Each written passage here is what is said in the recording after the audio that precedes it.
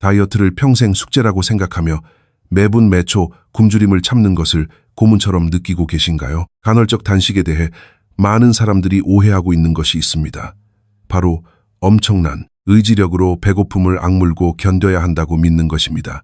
하지만 진실은 훨씬 더 흥미롭습니다. 여러분의 몸은 원래부터 이렇게 설계되었습니다.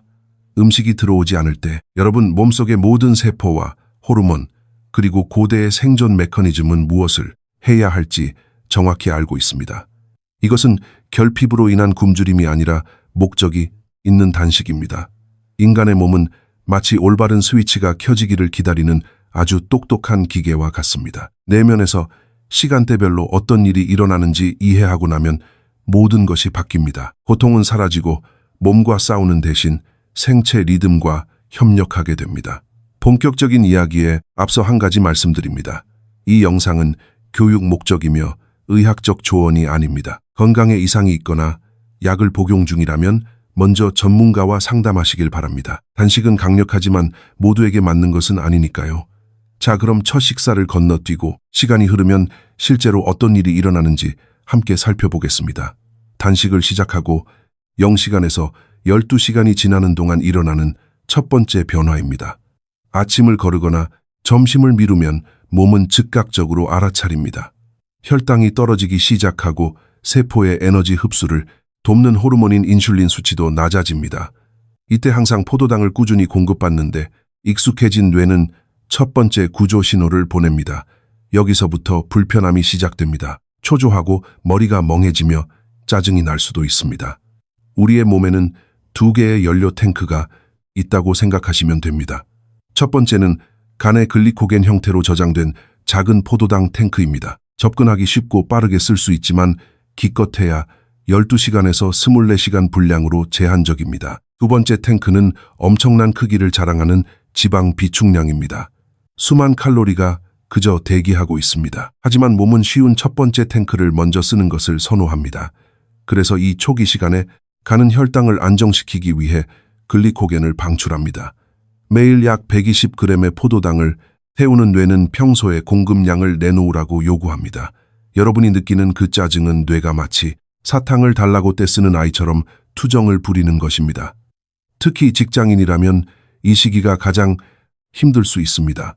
8시간에서 10시간 즈음이 되면 회사 구내식당에서 풍기는 냄새나 늦은 밤 동료들의 야식 권유가 이성을 마비시킵니다.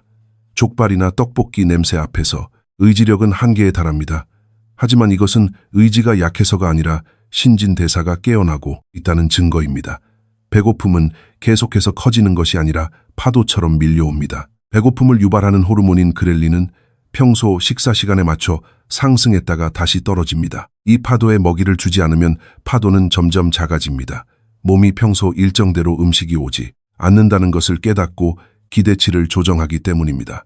머리가 아프거나 짜증이 날 때는 소금을 약간 섞은 물 한 잔을 마시는 것이 큰 도움이 됩니다.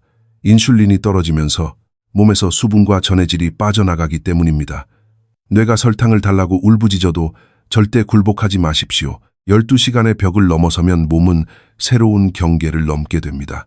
12시간에서 16시간 사이 글리코겐 저장량이 바닥나면 간은 다른 에너지원을 찾게 되고 마침내 지방을 발견합니다. 몸이 지방산을 분해하여 케톤체라는 것으로 변환하기 시작하는 대사 전환의 순간입니다. 설탕을 태우던 시스템이 저장된 지방을 태우는 시스템으로 바뀌는 것입니다.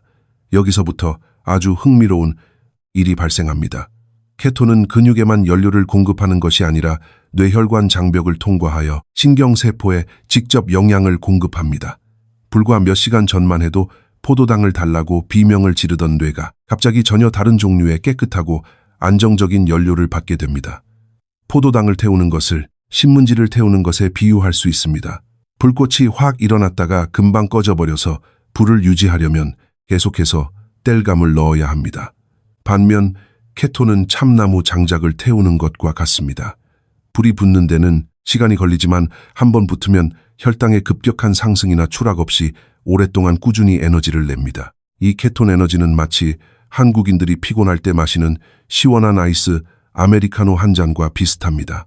하지만 카페인처럼 외부에서 억지로 심장을 뛰게 하고 나중에 급격히 피로해지는 부작용이 없이 몸속에서 자연스럽게 만들어지는 천연 각성제입니다. 야근이 잦은 직장인들에게 이 시간대의 집중력은 놀라울 정도입니다. 존스 홉킨스 대학의 뇌과학자 마크 메슨 박사는 25년 넘게 단식할 때 뇌에 일어나는 일을 연구했습니다. 그의 연구에 따르면 단식은 뇌가 새로운 신경 연결을 만들고 기존 연결을 강화하며 퇴화를 막아주는 단백질의 생성을 촉진합니다. 머릿속에 가득했던 안개가 걷히고 초점이 뚜렷해지며 기분 좋은 평온함이 찾아옵니다. 많은 사람들이 억지로 노력하지 않아도 몰입 상태에 빠져들어 업무 효율이 극대화되는 것을 경험합니다. 단식을 시작한 지 16시간이 지나면 우리 몸은 진정한 기적을 보여주기 시작합니다. 16시간째에 접어들면 완전한 케토시스 상태가 되어 지방 연소가 최고조에 달합니다. 하지만 더 놀라운 것은 세포들이 오랫동안 기다려온 자가 포식, 즉 오토파지가 시작된다는 것입니다. 자가 포식은 스스로를 먹는다는 뜻으로 몸이 가진 가장 강력한 치유 과정 중 하나입니다. 이것은 마치 꼼꼼한 정리 전문가가 여러분의 세포 구석구석을 방문하여 불필요한 것을 버리고 청소하는 것과 같습니다. 손상된 단백질은 분해되고 잘못 접힌 구조는 재활용되며 쌓여있던 세포 폐기물은 깨끗하게 치워집니다. 소화에 에너지를 쓰지 않게 된 몸은 그 에너지를 모두 세포 수리와 유전자 복구에 쏟아붓게 됩니다. 이 과정은 암이나 치매와 같은 질병의 위험을 줄여줍니다. 특히 한국인들이 열광하는 동안, 즉 노화 방지의 핵심 비밀이 바로 여기에 있습니다.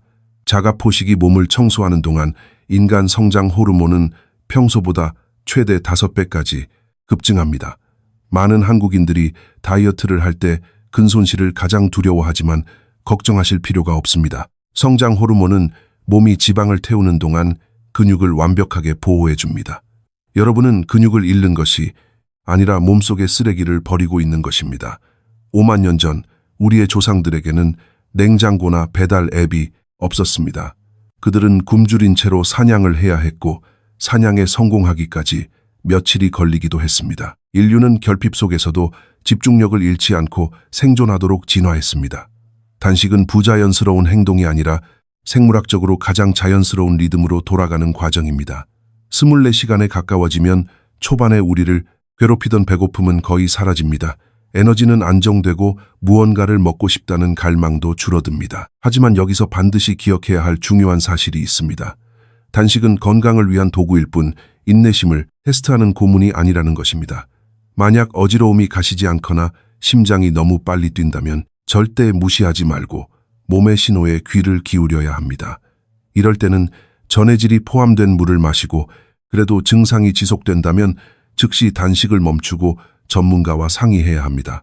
한국의 빨리빨리 문화에 익숙한 우리는 종종 단기간에 극적인 결과를 얻기 위해 스스로를 혹사시키는 경향이 있습니다. 하지만 몸을 억지로 몰아붙이면 스트레스 호르몬인 코르티솔이 분비되어 오히려 지방 연소를 방해하게 됩니다.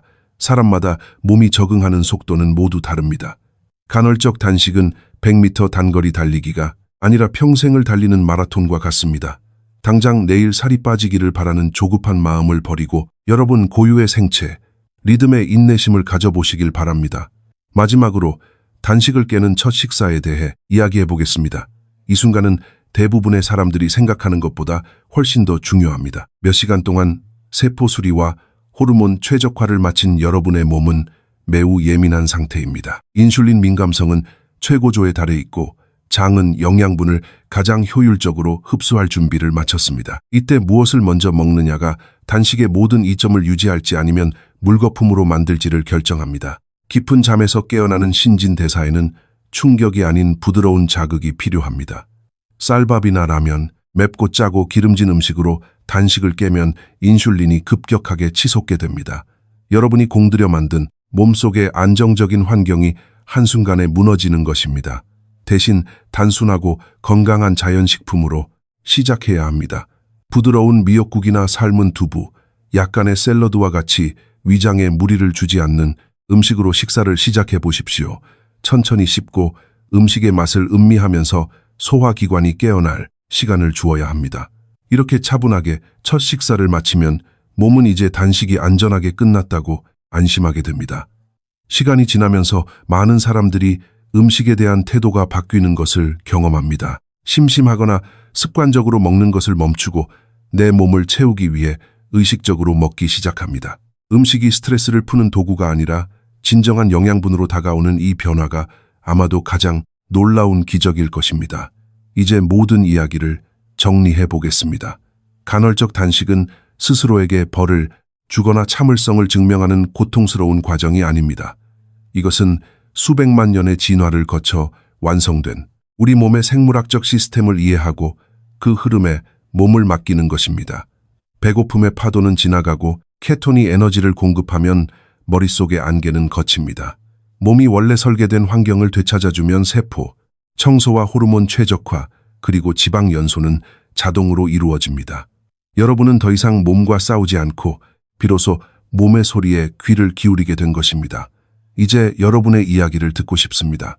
여러분의 첫 단식 경험을 하나의 단어로 댓글에 남겨주십시오. 끔찍했는지 아니면 대박이었는지 여러분의 솔직한 느낌을 공유해 주시길 바랍니다. 만약 주변에 단식을 두려워하는 분이 있다면 이 영상을 공유해 주십시오. 과학적인 원리를 이해하는 것만으로도 두려움은 자신감으로 바뀔 수 있습니다. 다음 영상에서는 간헐적 단식을 30일 동안 쉬지 않고 지속했을 때 우리 몸이 어떻게 한계를 뛰어넘는지 알아보겠습니다. 여러분의 몸은 여러분이 생각하는 것보다 훨씬 더 놀라운 능력을 가지고 있고 여러분은 방금 그것을 증명했습니다. 다음 영상에서 뵙겠습니다.